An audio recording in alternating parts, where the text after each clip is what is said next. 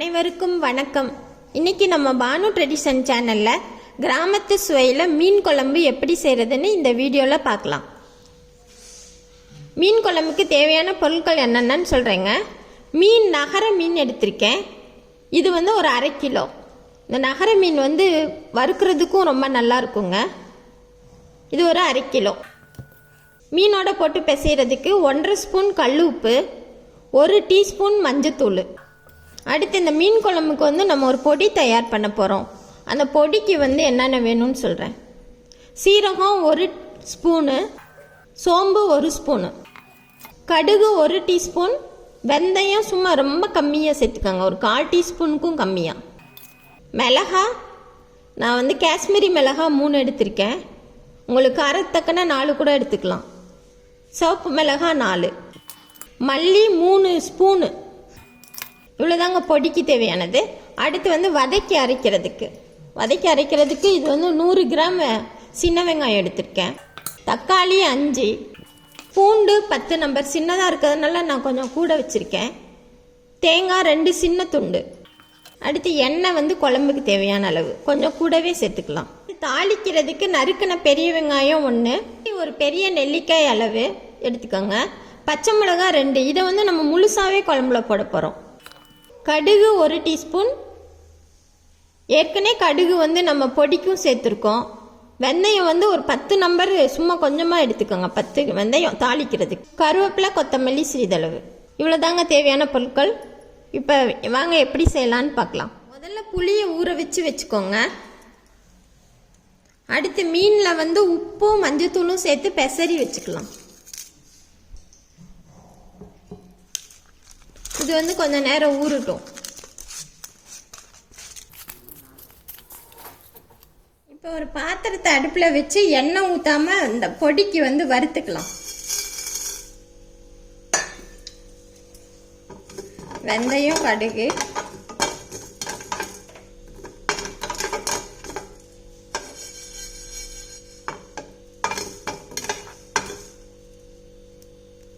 சீரகம், சோம்பு,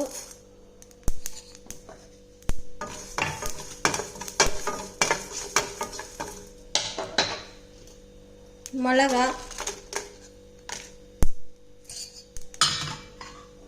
மல்லியும் ஒன்றாவே சேர்த்துடலாம்.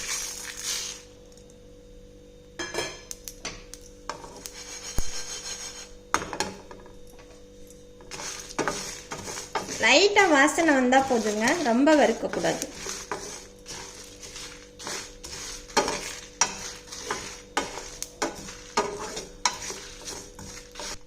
லைட்டாக வாசனை வந்துருச்சு. இந்த சூட்லேயே இப்போ ஆஃப் பண்ணிவிட்டு ஆற விட்டுடலாம். இப்போ ஒரு மீன் குழம்பு செய்கிற பாத்திரத்தை அடுப்பில் வச்சுருக்கேன்.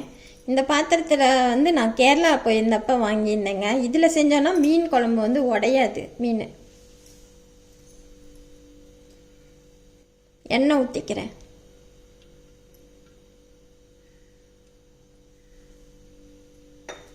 கடுகு, உளுந்து போட்டுறேன். நறுக்கின பெரிய வெங்காயத்தை போட்டுறேன்.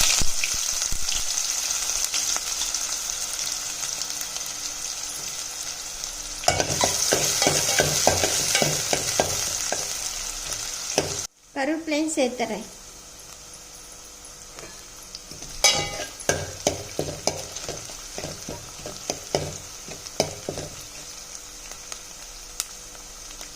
இது வதங்குற நேரத்தில் நம்ம பொடியை அரைச்சிடலாம்.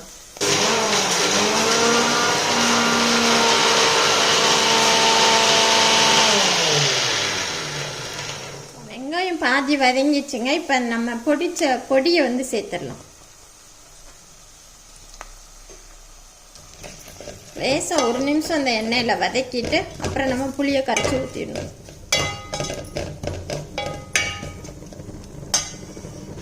இப்போ நம்ம கரைச்சி வடிகட்டின புளியை ஊற்றிக்கிறேன்.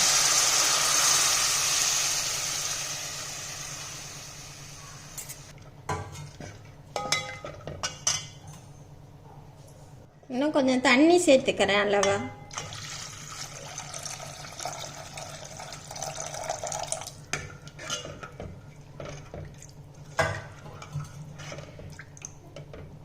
இந்த குழம்பு கொதிச்சிட்டு இருக்கட்டும். நம்ம இன்னொரு அடுப்பில் வெங்காயம் தக்காளிலாம் வதக்கிடலாம்.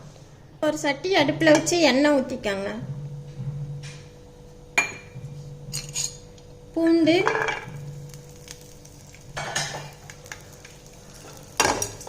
சின்ன வெங்காயம்,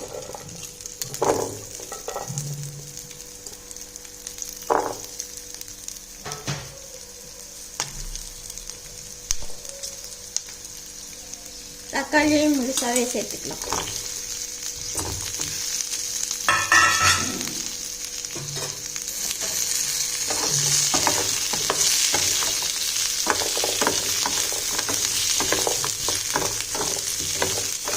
நல்லா வதக்கிக்கோங்க.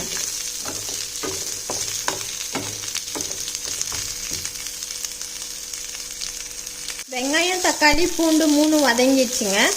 இப்போ இதை ஆற விட்டுடலாம்.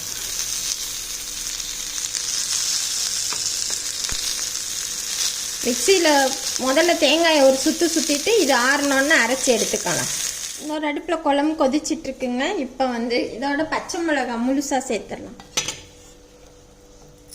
5 நிமிஷம் கொதிச்சிருச்சுங்க. இப்போ நம்ம தேங்காய், பூண்டு, வெங்காயம், தக்காளி இதை அரைச்ச விழுத சேர்த்துடலாம். ஏற்கனவே நம்ம குழம்புல உப்பு மீனில் உப்பு போட்டு வச்சுருக்கோம்.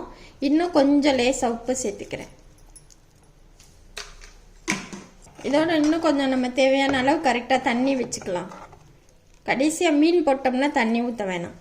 மிக்ஸி அலசின தண்ணி இதெல்லாம் சேர்த்துக்கிறேங்க. இன்னும் ஒரு 5 நிமிஷம் கொதிக்கட்டும், பச்சை வாசனை போகிற வரைக்கும். குழம்பு நல்லா கொதிச்சிருச்சுங்க. பச்சை வாடெல்லாம் போயிடுச்சு.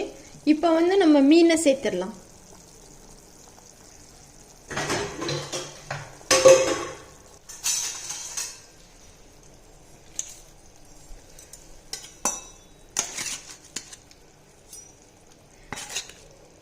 மீனை சேர்த்தோன்னா இந்த மாதிரி கரண்டி யூஸ் பண்ணுங்க. இது மீன் உடையாது.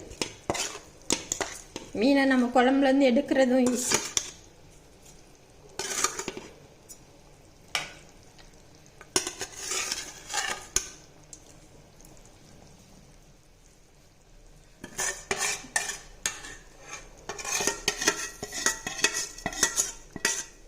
மீனை போட்ட பிறகு ஒரு 7 to 8 நிமிஷம் வச்சுருங்க. இது கடல் மீன்னால கொஞ்சம் உள்ளே எல்லாம் மசாலா சேரணும். மீனை போட்ட பிறகு குழம்பு நல்லா வாசனையாக தயாராகிடுச்சுங்க.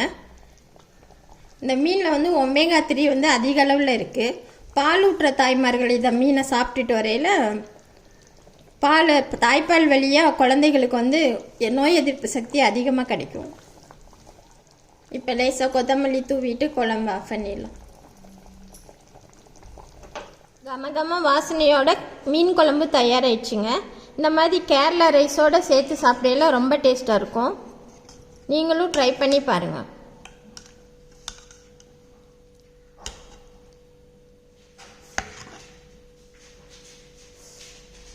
நன்றி, வணக்கம்.